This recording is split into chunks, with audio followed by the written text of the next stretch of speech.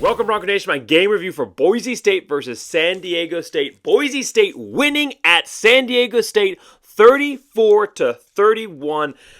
I'm a little upset about this one because my score prediction for this game was 31-24, and if San Diego State hadn't been able to score that kind of garbage time touchdown, this would have been basically exactly the score prediction that I predicted up front. But what a win by Boise State on the road. Boise State has not lost a conference opener since 1999, and that record remains intact for Boise State, opening up the Mountain West season 1-0 as they took on the San Diego State Aztecs at their mostly empty stadium. Aztecs are a Power 5 team. Their mostly empty stadium where you could hear at the end of the game the Boise State fans chanting louder than the San Diego State fans as Boise State built and held on to a 10-point and ending 3-point lead to win this game. We're going to go over the offense, defense, special teams. We'll review each of these performances from each of these different units. We'll grade each one, and we'll also go and see how Boise State did against my keys to the game.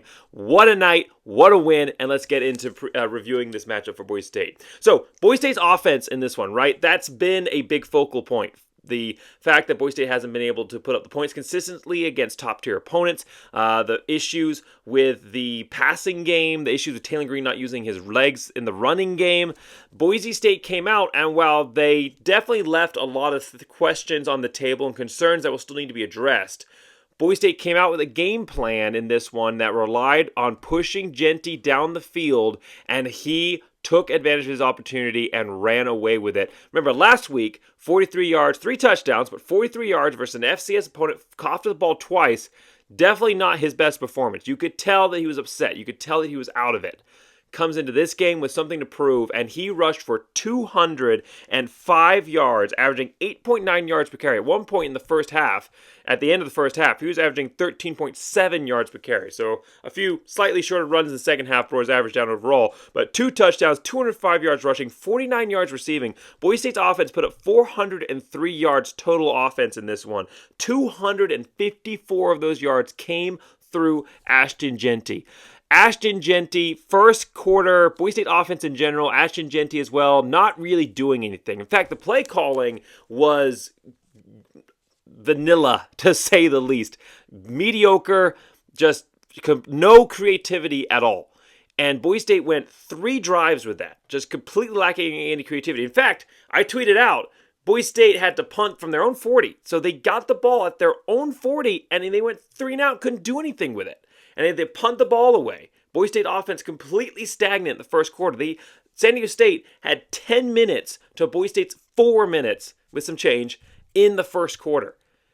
Boise State was doing nothing with the ball. So I tweet out, hey, Boise State needs to completely change things, that something's got to give, this is not working. And of course, I'm not saying my tweet changed anything, but Boise State recognized it. The next drive coming into the second quarter, drive 4 for Boise State, completely different offense. Boise State calls a screen that gives Genty a huge running play, and that set him off. From that point on, he was unstoppable. They faked the handoff, then threw the screen, huge play. Then they did a quarterback option. Then Genty took the ball, should have had a 4-yard loss, squirts upfield for 6-yard gains, or 10 yards overall, and then a deep touchdown pass to McAllister. And after that, the route was on. Of course, it was a close game throughout that, trading punches back and forth.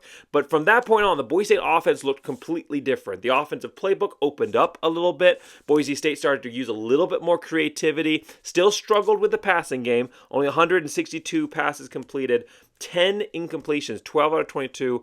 Quite a few drops in there as well, but also quite a few bad throws. So the passing game still needs improvement, but Ashton Genty exploded. He became the running back that we've all known him capable of being. And that's not just a good running back or a running back with a high ceiling, but a historic back for Boise State. George Halani's out. Ashton Genty's the prime guy, and he exploded on the scene tonight. 205 yards rushing, the first Boise State running back since Alexander Madison in 2018 to run for 205 yards. When Ashton Genty had the 58-yard touchdown run there on drive number 5 in the first half, which was incredible. Cuts up field, finds a good opening, good lane, jukes out and breaks 3 tacklers in the secondary, which is tough to do when they're converging on you like that. breaks through 3 tacklers in the secondary to keep on going to the end zone. I wrote down in my notes that I thought that was the most impressive play that I'd seen by a Boise State running back in 5 years, talking, of course, about Alexander Madison. And that was without knowing that by the end of the game, he would be the first running back since Alexander Madison to go for over 200 yards rushing in a game. Ashton Jeanty is hands down the reason that Boise State won this game. And he looked Ajayi-esque, Doug Martin, whatever you want to call it. He even had the Jay Ajayi dreads with the coloration at the end of the hair. He took over this game, and I think we have seen him awaken. He's been great through the first 3 games of the season, undoubtedly. I mean, what he did versus Washington, especially in the receiving game. He led the team receiving the first 2 games. He had 3 touchdowns versus North Dakota, even if he fumbled a couple of times. But we have seen him hit a second level. This is, to me, like Ian Johnson's 5-touchdown performance versus Oregon State. This is that kind of unlocking of that next tier threat in the running game. Teams are going to come up on him, but a big part of being a running back is just having the confidence to hit the hole precisely. And Ashton Jeanty, after this performance, he's been an incredible running back for Boise State. He is going to be hitting the 2nd and 3rd level of his potential throughout the rest of the season. He has cemented himself, without a doubt, as the number 1 running back for Boise State, and he is putting himself on that path to being one of the best running backs all time for Boise State and joining a storied pantheon of Boise State running backs in the history of BSU. So Boise State, overall, offense, it's Ashton Jeanty. That's what made this game. But we also saw some good things out of Taylor Green. Passing-wise, still a struggle there. McAllister was awesome, continued to show his hold on wide receiver number 1 for Boise State, has cemented himself, as Ashton Jeanty has at running back, has clearly cemented himself as the number 1 passing threat for Boise State. Showed off some agility, some ability to break tackles, which we haven't seen a ton of this season. We saw a little bit of that, especially in the North Texas Bowl game, some juke move ability and that touchdown he had late in that game. But we haven't seen a ton of his ability to just make guys miss. He's been fast. He's had good hands, of course. But in this matchup, he had 2 plays where he put the spin cycle on and juked out defenders for first downs and more. So he's showing that he's not just a receiver that you could throw out on a long pass, he's going to go up and get it, but he's also a guy that you can put down against the secondary, and he's going to make moves and pick up yards. Jeanty, McAllister, and when Green can finally piece together everything, I thought what are going to just be absolutely incredible for this offense. McAllister and Jeanty, they're there. Green still has some work to do. I do think we saw a better version of Green tonight than we have in the 3 previous matchups. Couple of early mistakes that were fortunately not capitalized on, could have been picks. Unfortunately for him, didn't end up being possessed by the San Diego State defense. But as the game wore on, we started to see a better version of Taylor Green. Being a little smarter with the football. We saw some nice completions with that long touchdown to McAllister. But more than that, and part of this is also the play calling, allowing Green to do what he does naturally, is we started seeing his legs being used in the rushing game. Before this matchup, the most rushes that Taylor Green had was 6 rushes in a game. And 5 for most of them, but 6 was the most versus UCF. Every other game was 5. In this matchup, while he didn't put up a ton of yards, and he did get sacked a few times, which hurts his overall numbers, though he didn't put up a ton of yards, he rushed 11 times in this game, and most of those were designed quarterback runs, not just him scrambling and making a play with his legs.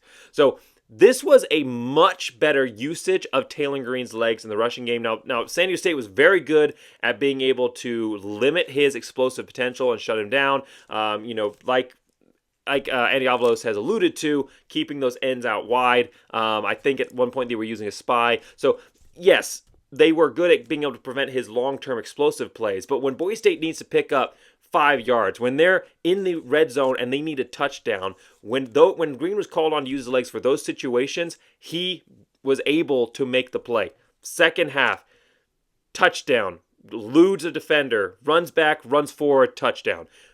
Again, second half, fourth quarter, Boise State needs a first down. Jukes out 2 defenders, leaps, gets the first down. That's what Green can give you in the running game that you just don't have when you're locking him in the pocket and trying to look for receivers. Boise State tried to do that in the first half, especially that first quarter. Almost every throw for Green was from the pocket. They weren't rolling him out. They weren't trying to use that RPO option or that QB run option.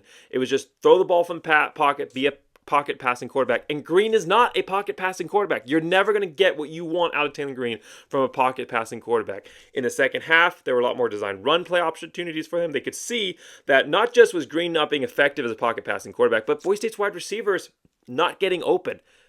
Part of it is just not a lot of creativity in the passing game right now. And that's something Boise State needs to address. Boise State got better at kind of mixing in a little bit more creative play calling as the game wore on, but we never really saw Boise State take over in the passing game, and we haven't seen them do that this entire season. So Boise State definitely still needs to improve their passing game. They definitely need to find someone to back up against McAllister. McAllister had 5 receptions, but after that, every other receiver, which there were only 3 other people besides Genty that caught passes, only had 1 reception each. And they did try to put Prince Strawn out there a bit, which I'll talk about in a second, but he didn't get to have any receptions in this game as either. Cobbs, he had 1 catch. It was a big one for a first down, but that's it. Bowens had a slant on a 3rd down that Boise State needed to have that was well defended, but it hit him in the hands and he dropped it again. He was a team captain in this game matchup, which a lot of fans thought was an interesting choice, to say the least. And I think part of that was, all right, we're putting our faith in you. We're showing you that you're our guy. Maybe we do that and you're able to go out and perform.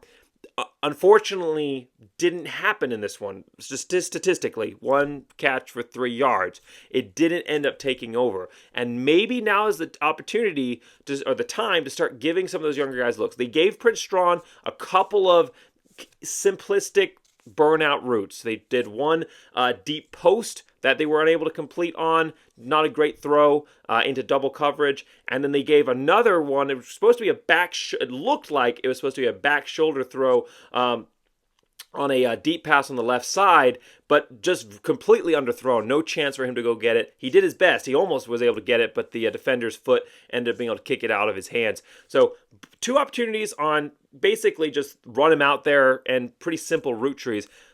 Prince Strawn maybe is showing that he has the capability to do more than that. And when you have the player, in regards to what he's showing, the players in front of him aren't showing a lot more than what he potentially could do. And I think it's time that you test the young guys, which is one of the keys to my game here. And we'll talk about the keys to the game later. But you start testing some of these younger guys, putting them out there in the complex pattern and seeing what they can do.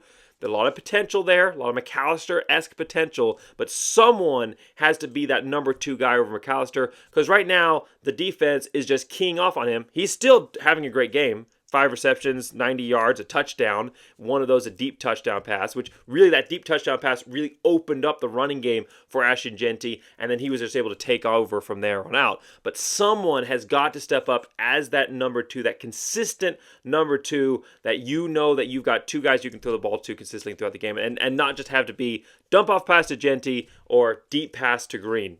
Especially someone in the slot. Someone has got to step up. Potential here to play a guy like Strawn on the other side of the field and see what he's able to do. Big game versus Memphis next week. Maybe that's an opportunity we get to see him. We'll talk about that more in the game preview for Memphis. But overall for Boise State, Ashton Genty taking over is huge. Won this game for them. Still a lot of concerns. You take away Ashton Genty's 254 yards, Boise State only has 149 yards of offense in this game. Like I said, 162 yards passing. 49 of those were screen passes to the running back or just simple flat routes to the running back.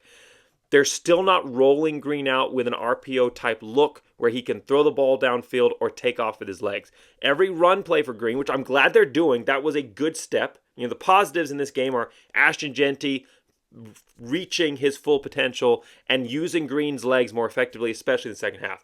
But what they're still not doing is moving Green outside the pocket to where he has opportunities to throw downfield or take off and run with it versus you're stuck in the pocket, there's no opportunities to throw, and there's no opportunities for you to really run at that point either, because you've got to escape the entire blitz package before you can even have a chance to go run. So maybe you're going to force a bad throw versus just taking off and seeing what you can do with your legs. Whereas on a rollout, you can maybe open up the field a little bit because they're going to have to step up to stop you. So maybe it opens up some opportunities over the top. Yes, it takes away half the field for your passing ability, but it opens up the entire run game for you as a quarterback perspective. And with Green's talent, I think that's worth it.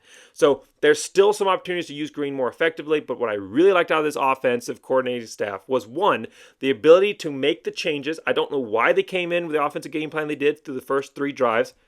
No, didn't make any sense at all. It was almost like they were baiting San Diego State with the first 3 drives, and then they hit them with the good one. I don't know why they came with the game plan, but they showed the ability to adapt and to run what worked and to continue to power through the rest of the game with that change of mindset. So they were able to make the adjustments, and they were able to use Taylor Green's legs much more effectively in the running game. And I hope that's something we continue to see as a trend item throughout the rest of the season here, because Taylor Green, yes, injury is going to always be a concern, but if you just make him a pocket passing quarterback, he may as well be injured because you're not getting the full potential out of him.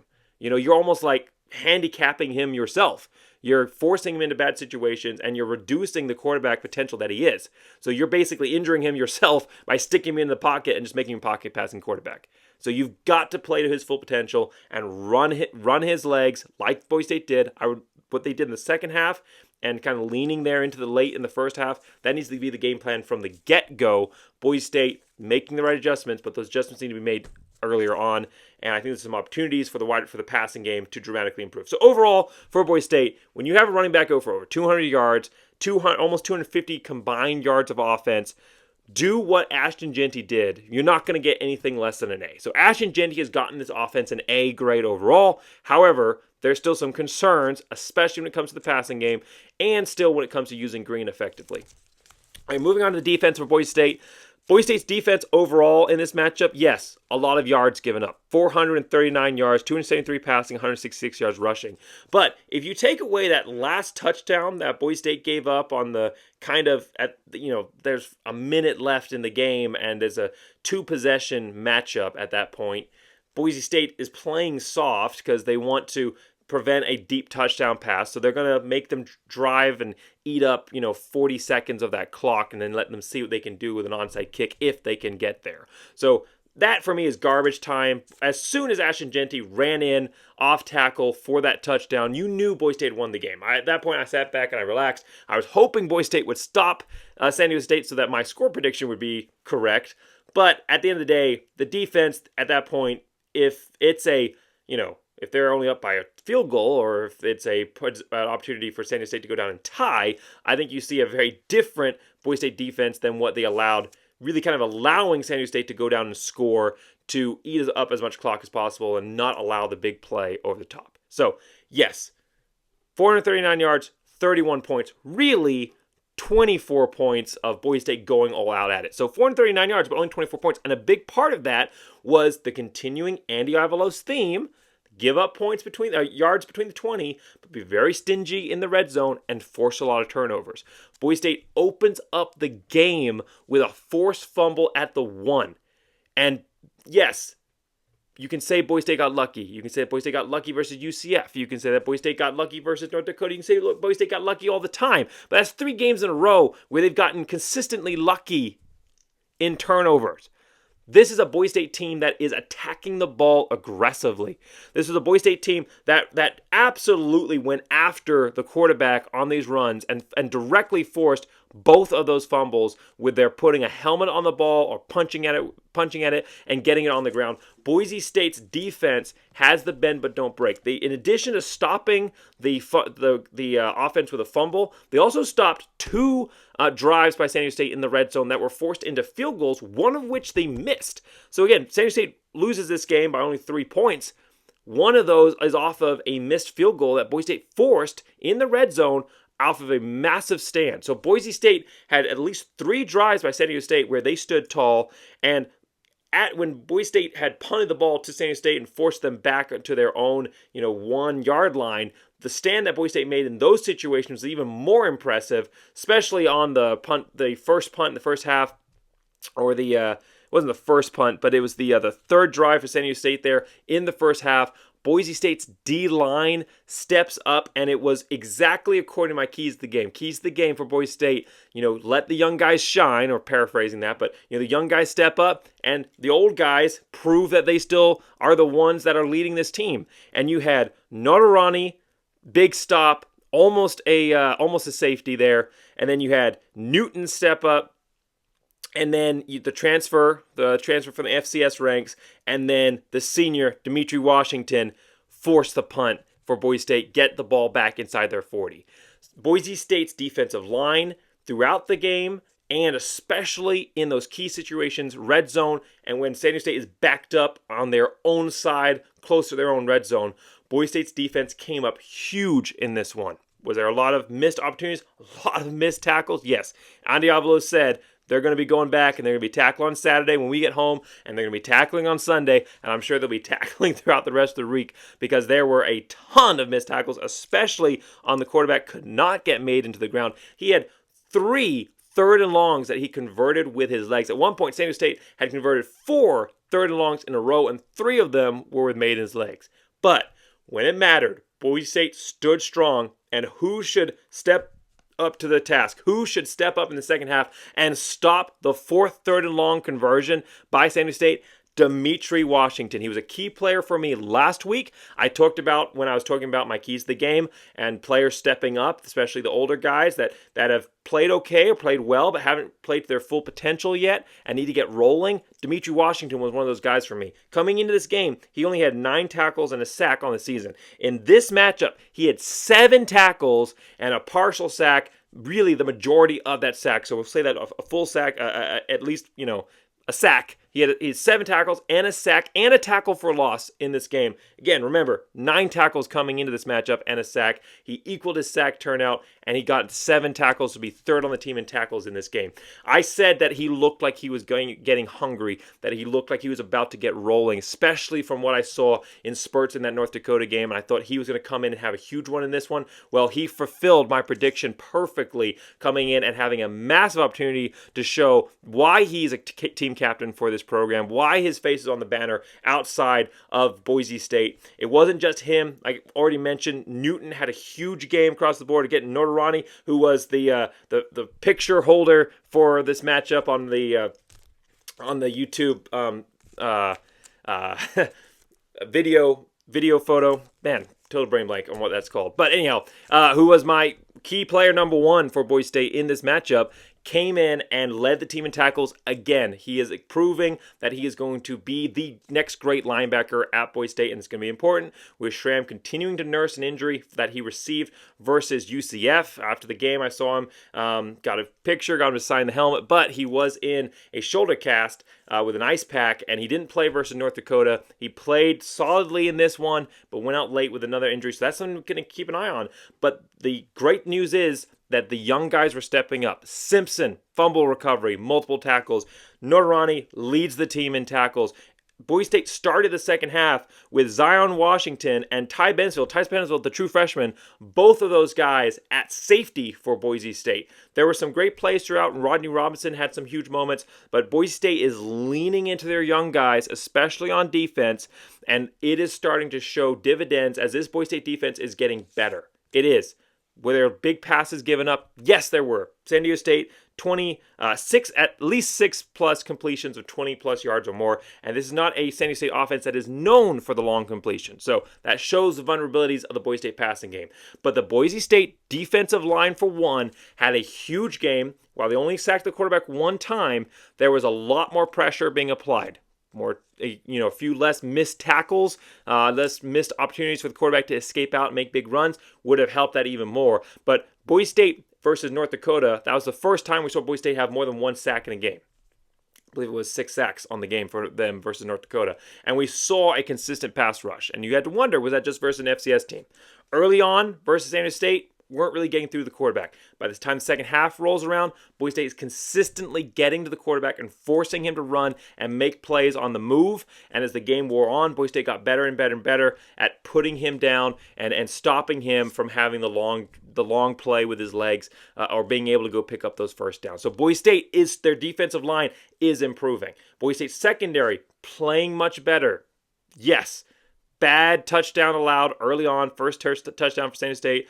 Robinson, who had a great play right there after the kick return that had been part of the force. He forced the fumble that Simpson recovered at the goal line.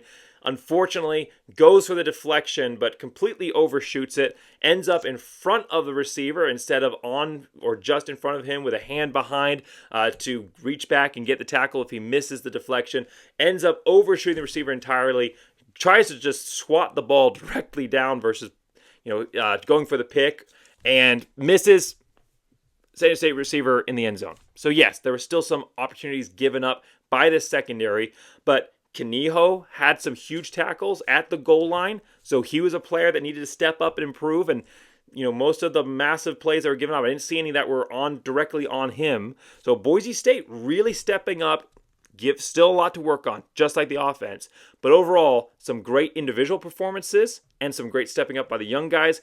And Boise State, in certain phases of the game, making massive step forwards, especially when you're talking about that front seven and at the goal line in the red zone. Boise State won this game today because their defense forced San Diego State into mistakes through fumbles and forced them into field goal attempts, some missed, that allowed this Boise State offense to continue to grumble, to grind down, and to get Ashton Jeanty into gear, holding the first half where Boise State offense was abysmal, keeping it a 7-0 game there. First quarter, Boise State's offense was abysmal, keeping it a 7-0 game for Boise State to come back and get themselves into rhythm for this matchup. So overall, A- overall for the defense.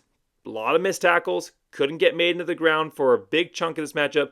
Gave up a lot of yards. Still a lot to work on. But overall, great effort by this Boise State defense. Moving on to special teams. Special teams, kicking, punting. It's kind of a broken track record at this point. They were great. They've been great every single matchup, and that was no exception today. Big part of the reason Boise State won this game was because of the kicking. Obviously, it's a 3-point victory here for Boise State, so you look at the kicking. 2 made field goals, long of 29. But a huge part of the reason that Boise State won this game was, again, because of the punting. James Ferguson Reynolds proving to be one of the best players, highlight players on this roster for Boise State. 4th game in a row that he has had a 50-plus yard average on punts. 5 punts, 50.8 yard average, 3 inside the 20. Had a long of 67. That's the longest punt by a Boise State punter since 2020. This was a massive step up for him to come in and put Boise State in a position to win it with multiple punts down inside of the 7-yard line. Incredible job. Over 2 punts inside the 7 and 1 at the 15. Incredible job overall. It would have been better if Boise State hadn't allowed a couple of long punt returns. It did not look like they were on him. It looked like missed tackles by the punt return. It was a big issue overall in the return game. Boise State gave up a 71-yard kick return to start the game. And then their first punt, they gave up a massive kick. I think it was a long of a 36-yard punt return. And they overall, San Diego State averaged 20.3 yards on punt returns and 34.7 yards on punt returns. So the return game continues to be an issue for Boise State. It's a trend item throughout this entire season. They have not fixed it. Is the weakest part of this game for Boise State is the return game. They had some nice tackles there in the kick return game, but they continue to have issues. Even at one point, kicking the ball out of bounds on what was supposed to be a pooch punt, giving San Diego State the ball at their own, I think it was like 45. So continued issues in the return game, which is going to affect their overall score here. And on their own side, punt return of -5 yards by Cobbs. And Dudley, while he had a nice long return of 49 yards, still Boise State struggling on consistency in the kick return game. That was really the only long return of the game. The rest of them were a lot shorter than that. Average 27.3 overall, but most of that because of the long 49-yard return. It was nice to see that. We saw that versus North Texas and in moments last season with Dudley. Nice to see him going out and doing that, and we hope to see more of that. But still, Boise State struggling to be consistent in both covering and returning the ball themselves. So overall, great job by the Boise State special teams in the kicking and the punting. They recovered the onside kick. Of course, who else? Ashton Jeanty why not, recovers the onside kick to ice the game that he won through his efforts on the field today. I didn't mention it. Boise State's blocking was really nice in the run game as well. So credit where credit's due in this offensive line that continues to show improvement. So overall, special teams, B- effort. Great job kicking, great job punting, but there were some real issues in the returning coverage that have to be fixed, because at a certain point, you are not going to be able to overcome that with great defensive effort against some of these teams that you're going to face as the Mountain West continues to show themselves as a very strong conference coming forward here into 2023. All right, so last but not least here, review the 3 keys of the game for Boise State. The future is now. Get your young guys involved. Continue to step up. Ashton Jeanty, a young guy, took over on offense. McAllister continued to step up and be that number 1 threat. Started to see Prince Strawn have more of a role in the offense, and hopefully that continues. On the defensive side of the ball, Boise State's huge effort overall, putting their young guys in a position to step up and be the future of this defense, be the starters on this defense. So A+ overall for Boise State, and the future is now. Vets step up. You know, there were still, especially on offense, continue to still be some disappointments there offensively in the wide receiver room for Boise State as far as the veterans. But defensively, I thought the vets did a much better job of stepping up overall and being the leaders on this offense and making up for some mistakes in the when you're talking about Kaniho, or taking over the game the way you knew that they could, and that I think they will continue to throughout the rest of the season, like Dimitri Washington. So overall, because of the mismatch there between the offense and defense, I'm going to give it a B+. But great job by a lot of these guys stepping up and proving that they're the leaders of this team. Specific shout out here to Dimitri Washington and what he did in this matchup. And I think we're going to see a lot more of that going forward. And then Green stopped forcing the ball. He had 2 ball passes that were not great, but when they started putting him out an opportunity where he could use his legs and gain confidence through that, and when Ashton Jeanty took over the game and he knew he wasn't going to have to do this all by himself, and Ashton Jeanty was going to carry the major bulk of the load, definitely saw him settle into himself a little bit more. So overall, B+. Still forced some balls, but much better performance overall than we've seen in the past here for Kalen Green. And hopefully that continues to improve, as Boise State now has a massive matchup next weekend when they have to go face Memphis. So make sure that you like, subscribe, so you don't miss my game preview of that matchup. Let me know in the comments your thoughts on this game. Thanks so much for watching, and as always, go Big Blue!